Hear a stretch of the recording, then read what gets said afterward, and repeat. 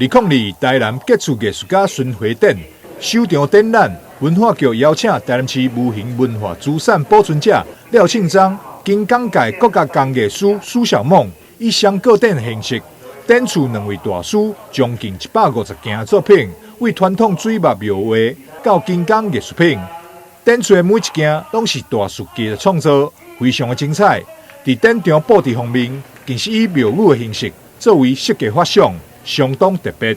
台南市杰出艺术家巡回展特别邀请了廖庆章老师跟苏小梦老师2个共同来联展。那展出的主题是神纹样。那什么是神纹样？其实我们常在庙宇当中，不管是门神或是庙宇的这种所谓的梁柱，其实都会看到很多彩绘里面的一些所谓的元素。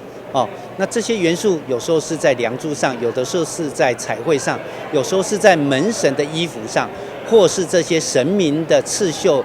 的衣服上面。而这些神纹样其实过去我们比较少注意到，但是这些是非常重要的传统元素。那所以我们这一次策展人龚卓君老师特别选择了这个神纹样为主题。那廖庆章老师是我们无形文化资产的彩绘大师，是技术保存者，所以他收集了非常多的神纹样，那作为这一次创作的主题。那另外就是苏小梦老师是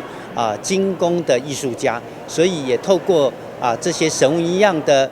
这些素材，那用编织的方式把它加以呈现。所以希望大家透过这个展览，能够看到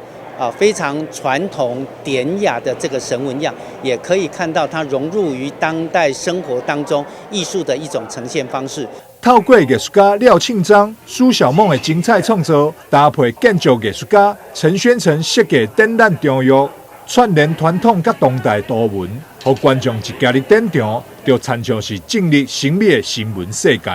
台南新闻张硕维采访报道。